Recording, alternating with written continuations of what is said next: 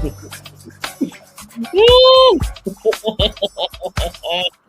going on, Conscious Crew, your favorite breakdown commentator? Welcome to another riveting episode of the Consciouztv platform. You guys know we just got off of a live stream getting into all things Megan Thee Stallion, including her clapback to criticisms regarding her new song and sampling of Total's Kissing You, which is her Lover Girl. Make sure you guys check that commentary out, girl, and give me your thoughts and your feedback, because you guys know, child, I don't know whether y'all think I'd be playing, but this is literally not a Stan account. I already told y'all, baby. Even our faves can get their wigs tucked on here, honey. We are like the Old Testament God. We are of no respects to no persons, honey. Okay? What we praise, and what we don't praise, we don't praise, and what we in between about, child. You know, our allegiance is to truth and to calling it down the middle, the way that we see things, and not per se, you know, are in some blinded allegiance to any one particular person, child. So sometimes our ops can get their roses over here, and sometimes our faves can get taken to the cross, child. It just depends, okay? Y'all know I love a open forum, and I love having a audience that is diverse in their thoughts and opinions. Okay, that don't mean we got to get nasty with it, but you know, I love a diverse hallway rather than an echo chamber. All right, so y'all please check out that commentary. It's a key and a cackle. I should open up the panel, but I was already late for this, so we ain't had time to get into all of that. But maybe we'll come back at some point and get into an open panel, child, and we'll get up here and debate like hell and intellectualize the hell out of Megan Thee Stallion's Lover Girl, since it is creating all this cultural conversation. Shout out to Meg, child, for creating a conversation. All right, so we're here to get into low vibrational news, girl, and talk about y'all favorite felt, sued, and $4 million in debt, cosplaying as blogger who's really a indentured servant to Cardi B, also known as Tasha K over here, child. All right, but before we get into her new level of low, I need you guys to run the likes all the way up, like bully the hell out of the like. This is something you guys can do to amplify the visibility and the strength of the live stream and the algorithm. And since you are all not weirdos and support your favorite commentator, smash the hell out of that like feature. Also, make sure that you guys have your notification bell set to all so that you never miss a day or hour when the King is in fact Kangin.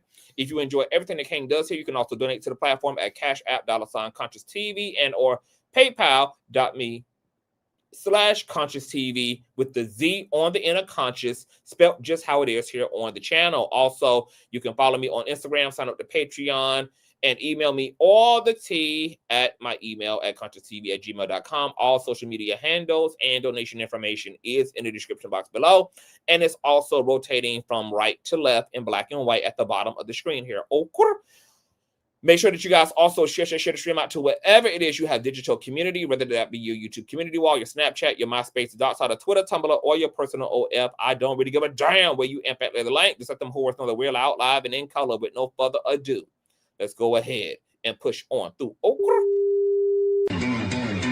I know a place where you can recharge your soul. Baby, that's Consciouztv. And in the midst of brokenness, he gon' see your asshole. Baby, that's Consciouztv. You gon' heal, you gon' laugh and catch a little shade. Ooh, girl. Y'all know he be slaying, y'all better stop playing. Come hear what he's saying. Ladies and gentlemen.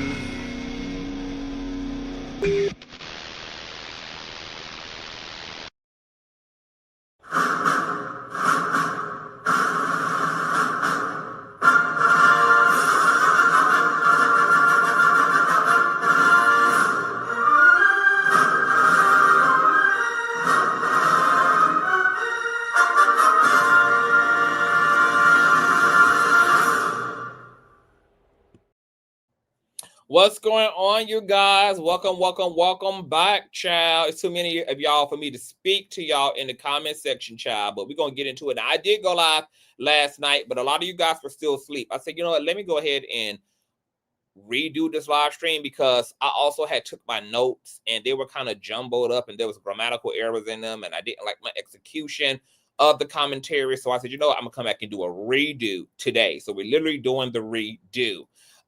Also, while nobody told me about Now That's TV's reality show called Dollhouse, I literally have been up all night. You guys have to thank the 3-part tribunal in heaven, girl, the Father, Son, and the Holy Daughter, for getting 2 live streams out of me today because I thought I was going to be in a goddamn coma today. I was literally up all night binge watching several episodes of Now That's TV's Dollhouse, girl, which is filled with a bunch of Black trans women who are beating the living hell out of each other, girl. I was fucking hollering.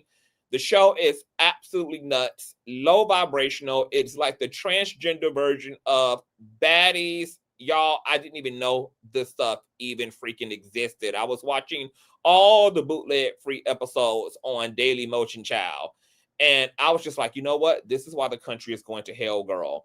Because we have pedestalized low vibrational content, and the law of attraction said, oh, y'all need that chaos, y'all want that chaos, y'all gotta have that chaos, and gave us an entire goddamn governmental regime who is out here turning America into baddies, USA in real life, girl. And we are at fault for what we have unconsciously and unbeknownst to us manifested, girl, over the next God knows how many years, girl, especially since y'all's favorite president is talking about not retiring, girl. He wants to die in office, child. Almost what happened to Joe, child, okay? But he told y'all that too over the campaign, girl. He said, I need y'all to vote one time. One more time, baby. And they mean that, child. So Trump is trying to literally die in the Oval Office. He wants to be a pharaoh who dies in the equivalent of his pyramid, which in this case is the fucking White House. This is a mess, and obviously all non-MAGA, non-extreme right folk are going to have to literally seize the country, girl, by way of aggression. Okay, girl? It's going to have to be an aggressive recall of the country. Also, I know you guys love the hair. This hair is my bad bitch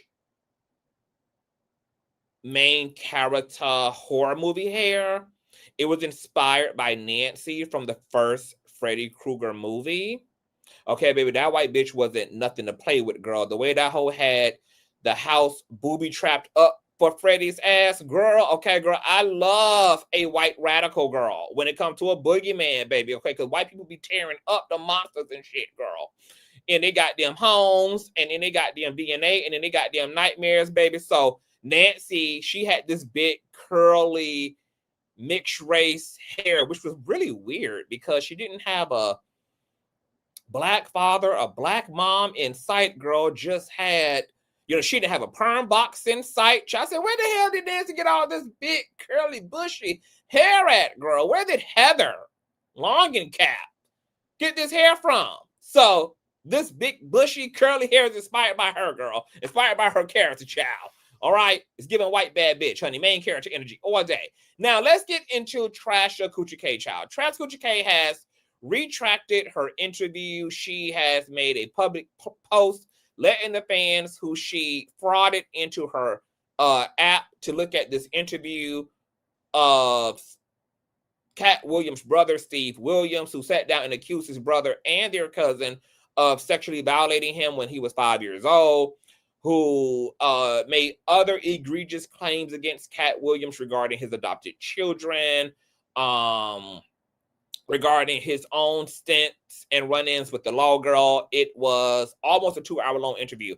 Now, the interview really didn't get no buzz. Nobody was really checking for it. There are certain cultural figures that people have decided that they're going to bend the knee for and bow to the feet of, no matter what the fuck you accuse them of. We're kind of seeing the same thing happen in Tyler Perry's case, where there's been a large consensus amongst the Black community that they're going to stick beside Tyler Perry ass, girl, no matter what, girl, even if he is being accused of hemming up attractive white men in his trailer and squeezing their ass cheeks off of them, honey. Okay, they don't care. Long as Tyler Perry keep running them straight to DVD ass scripted shows and movies, girl, black folk are in it to win it and to stick beside their motherfucking man. Okay, isn't that on thing for the black community? Moving along. Well, Katt is getting similar support. However, I am not at liberty to join you guys in support of Katt Williams. I think Katt Williams is a troubled person, very talented, very intelligent, but is also as equally troubled and bombastic and upside down as the people that he has called out in recent years. Now, Tasha has also received some backlash from sources from some of her robots on her platform, as well as received backlash from Hazel E., who she spoke to over the course of facilitating this interview. We're going to get into all of that. And I'm pretty much going to show you guys and prove to you guys that Tasha K is a goddamn sellout, which is of no surprise to y'all. Tasha already has no integrity. This is the same woman who peddled lies against a global superstar, all for the sake of a quick interview, was found legally, factually, objectively void of any integrity, of any motherfucking character, honey, okay? And has built her brand off of exploitation and greed and personal gain. Oh yeah, we're gonna get into all of the things, honey. This is going to be the psychological breakdown. Make sure you guys, once again, are running up the likes in the comment section. All right, so Tasha K. Let me bring up an old visual for y'all, chat. Y'all know I love an old nasty piece of visual. My God, today. Oh, yes, I do. Yes, I do. All right. Tasha opened up her recent Hot Topic show, basically speaking about her 2-hour-long conversation with Katt Williams that resulted in her taking down clips and promising to remove all the content within the recent days, child. Okay, she's going to wipe her platform of all evidence of said interview. Now, she opened up in her commentary by saying that she's a corporation now and that she learned from her first lawsuit, hence Cardi B. So she can't move how she used to, even though she's continued to move how she used to, hence claiming that DeAndre Tristan was stealing from Nicki Minaj without any empirical evidence, by emphatically claiming that Megan Thee Stallion's stylist, EJ, ran out of Tamar Braxton's home without her Cuban zirconian without any goddamn proof. Or like her accusing Ra Ali and Khadijah of stealing from Nicki Minaj without any empirical evidence as well, which is why most of these same individuals have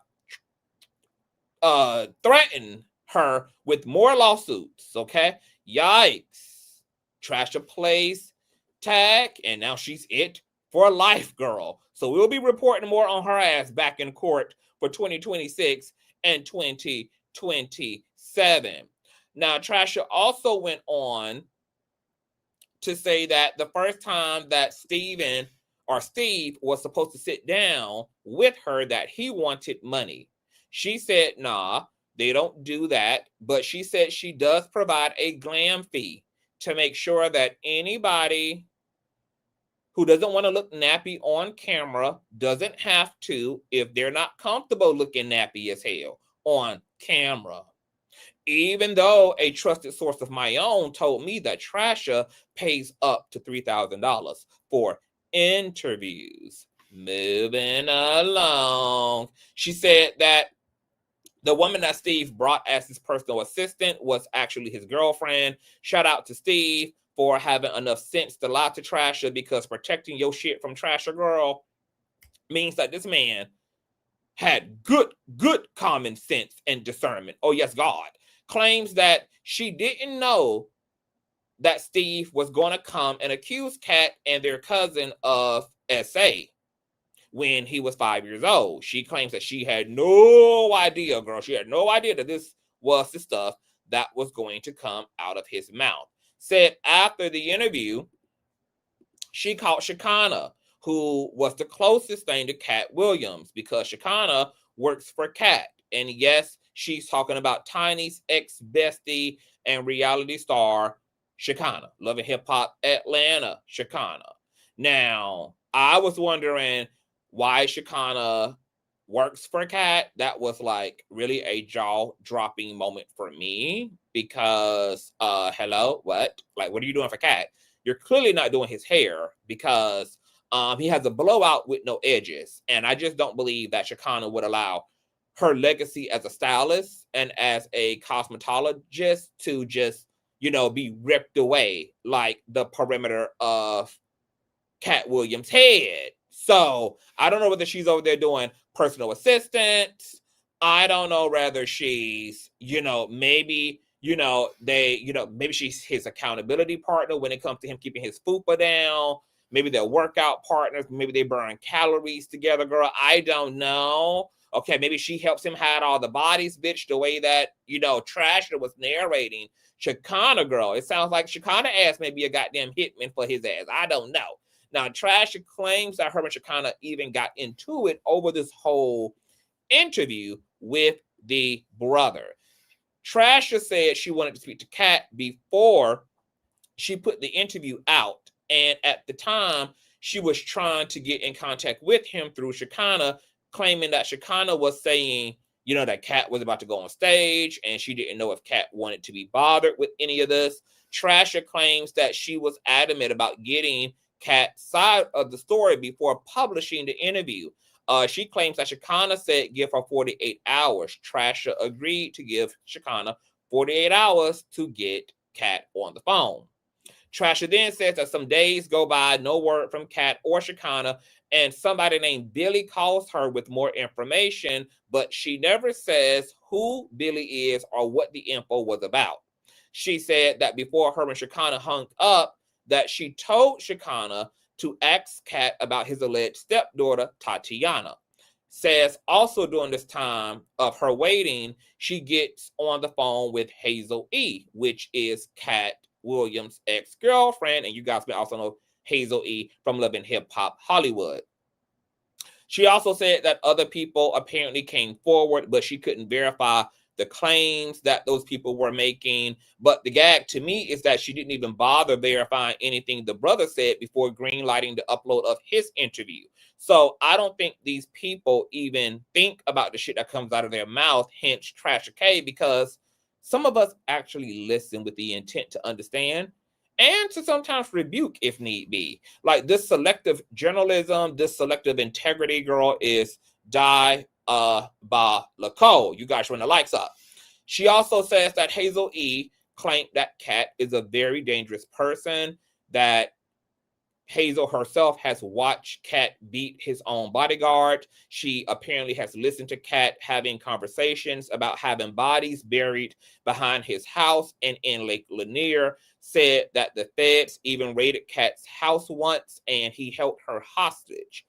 Trasher also said that there have been lawsuits against Katt from other women who claim similar things, that they had been held hostage and abused as well. So Trasher decided, because there seemed to be a pattern in the claims against Katt, that it was enough for her to go forward and publish the interview without speaking to Katt or even checking out the brother's claims beforehand.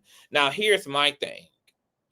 If you decided there's a pattern regarding Katt and he got more lawsuits and accusers than R. Kelly, why would you take Steve's interview down when Katt didn't give her any evidence to support his rebuttal either?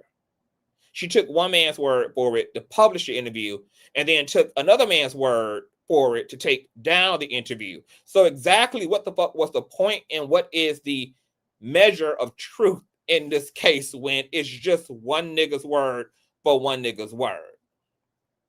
She goes on to say that after the interview, more folk caught her making claims, and she also was shook at this point because even after the interview had debuted, Katt still wasn't saying anything or acknowledging any of her desperate attempts to get his attention.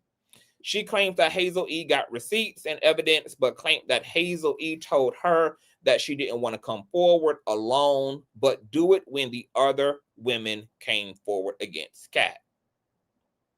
Interesting. Says that she was out with her undocumented husband, Sheck, for lunch 2 weeks after Shekinah was supposed to call her back in 48 hours.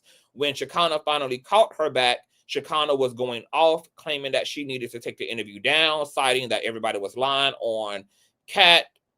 Tasha claims that her and Shekinah get into a back and forth because Tasha was trying to pretend to want some dick from her husband, since she's really a half-closeted lesbian, in my opinion, with peen envy. So she needed, to go and tend to her hubby. She didn't have no time to talk. Just hi and bye, bitch. So she hung up on Shekinah. Said that Shekinah calls her back and puts Katt on the phone. But Tasha said she couldn't talk to Katt because she was out once again with her husband, pretending to be a happily married heterosexual woman. So they decided to speak at Katt's earliest convenience, which was the next day, when Shekinah calls her back and puts Katt on the phone. Said that she sent her wife Sheck to take the kids down to the pool while she remained at the room to handle business like a real husband is supposed to with Katt Williams. Oh, yes, God, you guys, thumbs up, girl. We're getting into the things. Oh, yes. Now, she says that she hit Katt with everything she had and hit him with all the hard questions, y'all. From Hazel E's allegations against Katt to the lawsuit's allegations against Katt. And she claimed that he answered every single thing straight up with no chaser. Said that Steve had told her that Katt hadn't spoke to his parents in years, but was looking at a video that Katt sent to her of Katt getting a key to the city of Sacramento with his parents present at the ceremony. She also claims that Katt also sent her the psychiatric paperwork on his brother from pacer.org, where his brother was once institutionalized. My God, today.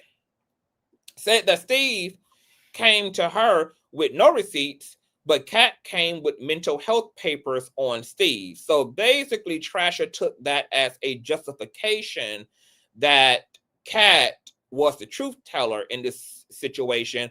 And also because Katt is the famous one, it was nothing for her to side with the clout, as she bragged earlier in her commentary about being able to now, talk to everyone and can sit down with anyone and get anybody on her show. So basically, she admitted that she's brought and paid for, because my question is, did Katt also send you his psychiatric papers? Because Katt Williams has also been institutionalized as well. Oh, yes, he has. Oh, yes, Katt Williams, girl. Miss Williams has, in fact, been motherfucking institutionalized as well. Oh, I know y'all ain't forgot.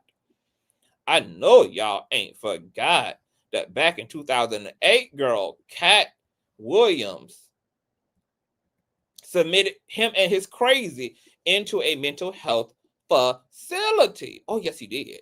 According to allhiphop.com, comedian Katt Williams was committed to a mental hospital on Friday, November the 14th, after family members in Sumter, South Carolina became alarmed by the star's continued erratic behavior. Williams arrived in Sumter less than a week after being arrested on weapons charges in New York and being a no-show for a scheduled November 4th appearance on Late Night with Conan O'Brien. Not long after checking in at the Mount Vernon Inn, the comedian was reportedly seen wandering the property early in the morning wearing just a bathrobe and a towel wrapped around his head by motel employees.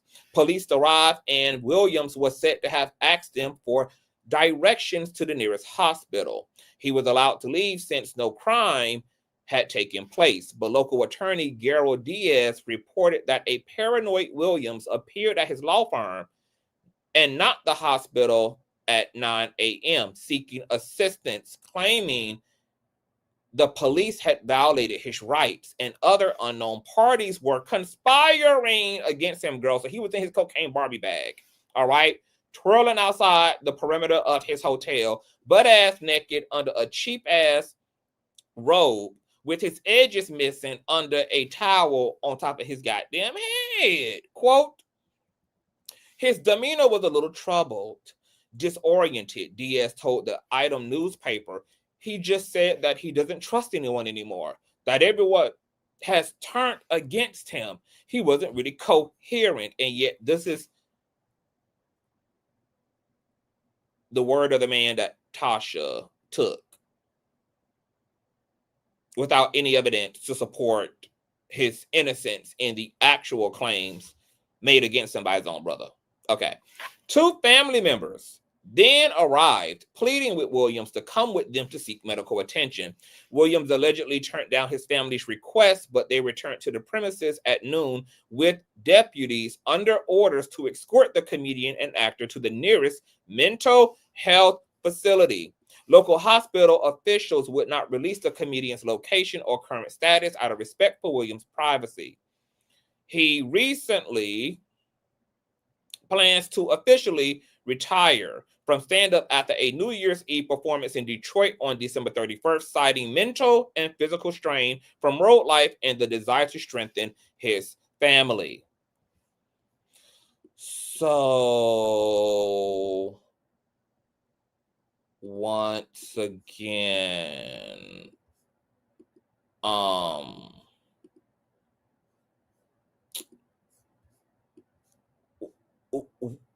we just trying to make Trash's logic make sense, because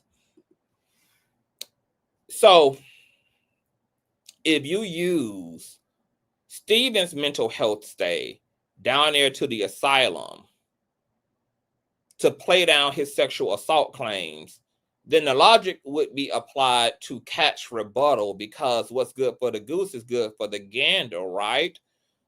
And then on top of that, what type of standard of truth and fact is that to begin with? You can have mental health struggles and be a victim of domestic violence and or sexual assault. Matter of fact, it's typically trauma that leads to mental health crisis. So it can actually be argued that the brother has mental health injuries and issues due to the sexual abuse he allegedly experienced at the hands of Katt and their female cousin.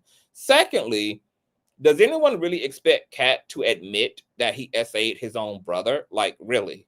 Even if a guilty person of such a crime is... Even a guilty person of such a crime is going to fucking deny such a crime. So what exactly did Trasher expect Katt to say? Yeah, I did it, and I wish him and his healing journey well. Because when she called Larry Reed about Levantre's claims against him, Larry denied the allegations and successfully sued Levantre in federal court, and she still went forth and published multiple interviews accusing Larry of what he was found legally innocent of.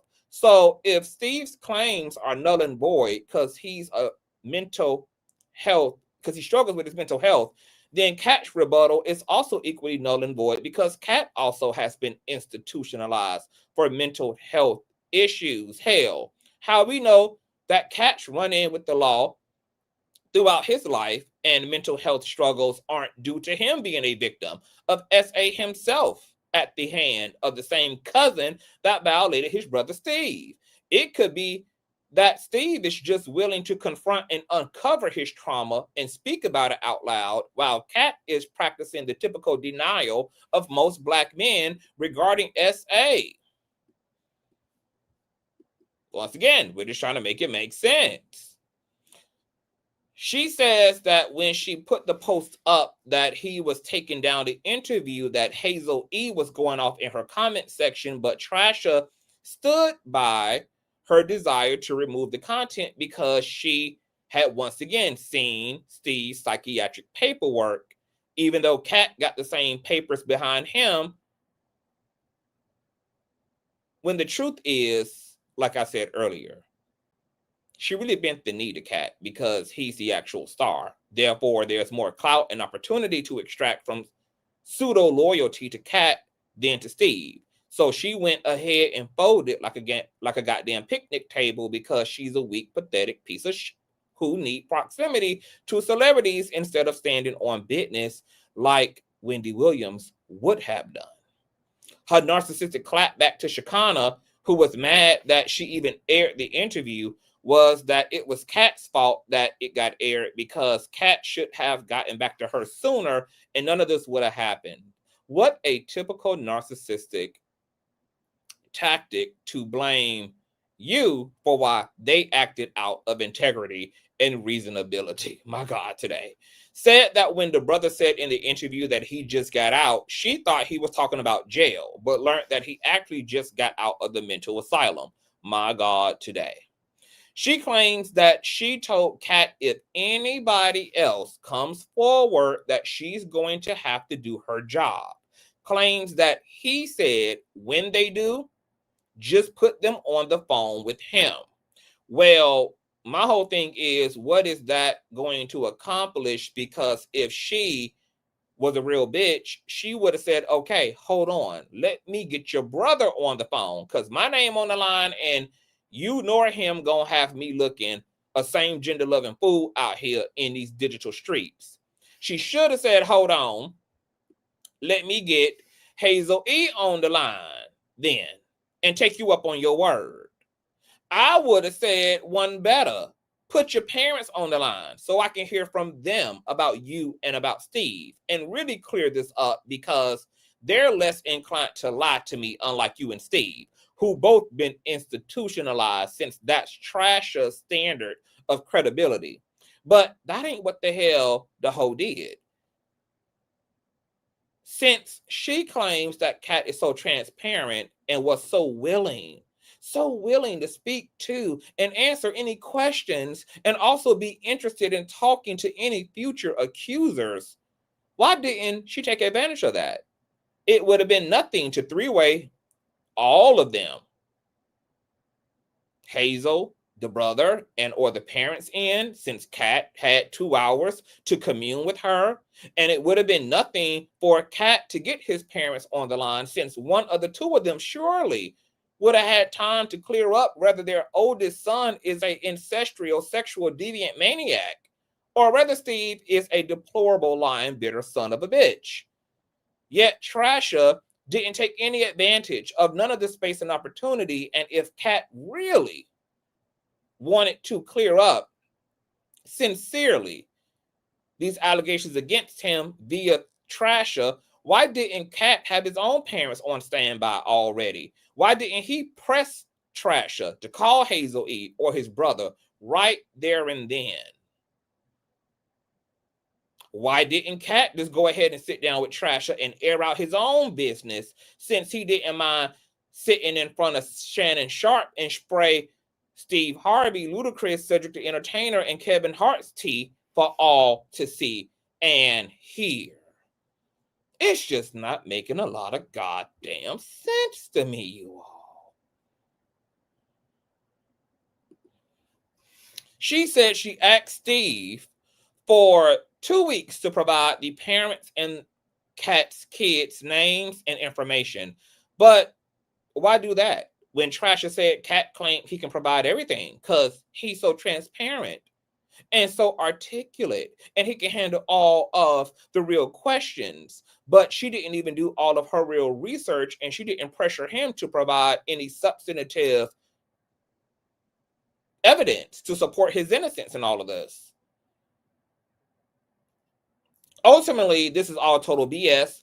Tasha, who's already a gutter snipe without a single lick of truth in her, but now that she needs celebrity proxies since nobody is interested in Tasha herself, she's now on the side of celebs and not the truth nor the people who she initially claimed her platform was in honor of. We all know Cardi B got Tasha K working like a field slave, so she herself out here on comedy tours selling out 10 and 20s of seats per bar. So she definitely bent the knee to keep the opportunity for future show gigs open between her and Katt. And it's no telling what Katt fake promised Tasha to play nice with her since they're both fucking narcs and will transact if there's a mutual benefit in doing so. Straight up garbage. So, once again, girl, Tasha strikes, baby. She got to grift and get all the coin from the people that she got all excited and all salivated over this whole Katt Williams drama with his brother, only to take the goddamn interviews down and grift off a proxy to Katt, girl. She got it on the front end and the back end, just like a skilled, cunning narcissist does.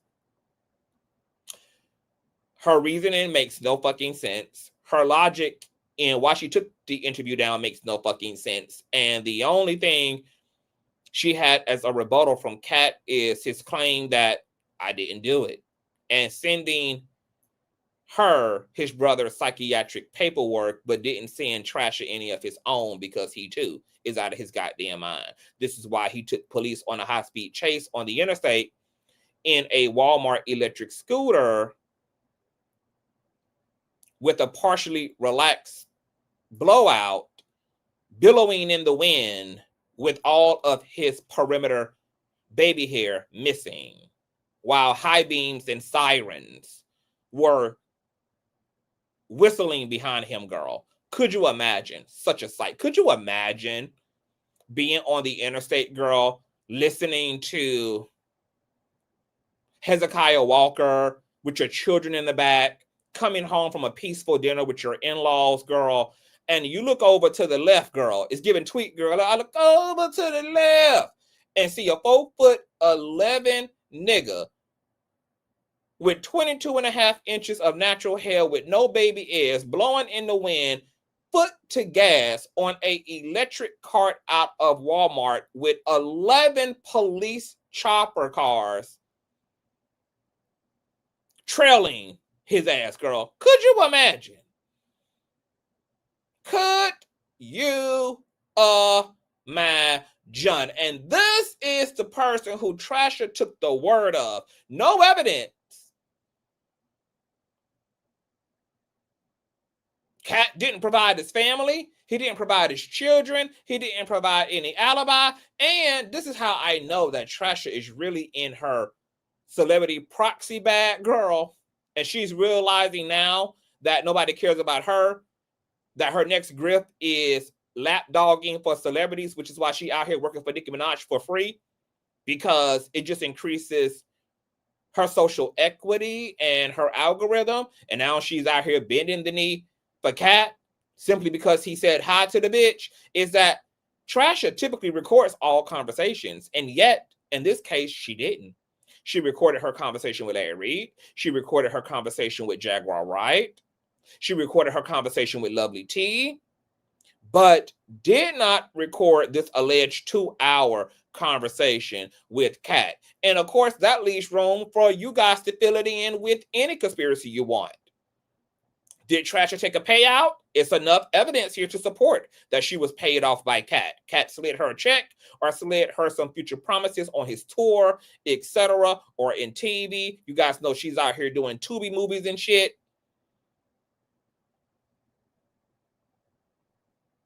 And or Tasha simply bent the knee and didn't care about the motherfucking truth here because she had already gotten paid by the winos for the interview. And she also got to make up with a huge pop culture entertainer and keep him in her back pocket for future purposes.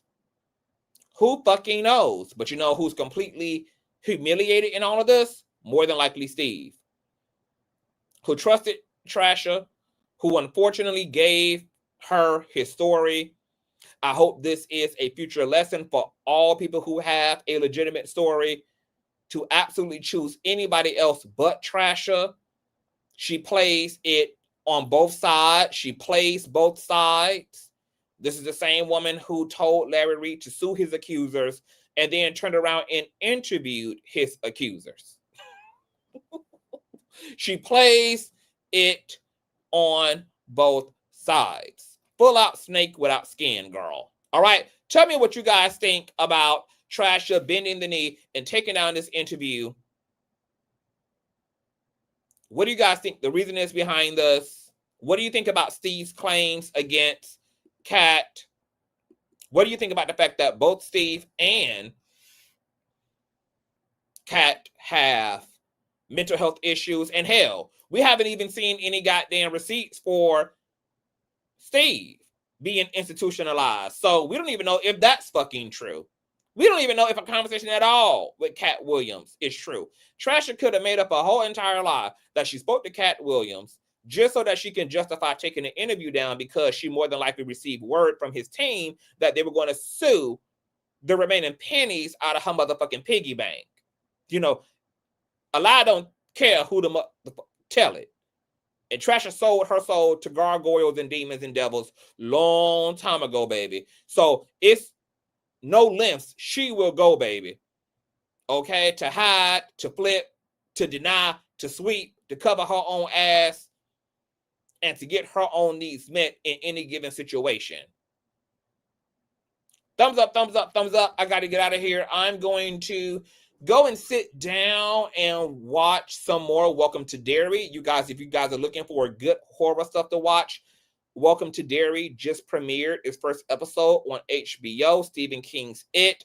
The show is going to be a lot more nuanced than the movies, and it's going to be closer to the book. So make sure you guys check it out. I'm so excited. I actually received 5 episodes of Welcome to Derry in advance. So I'm going to binge watch that. We'll be back here tomorrow as well to get into more shenanigans. Thank you guys so much for the compliments on the hair.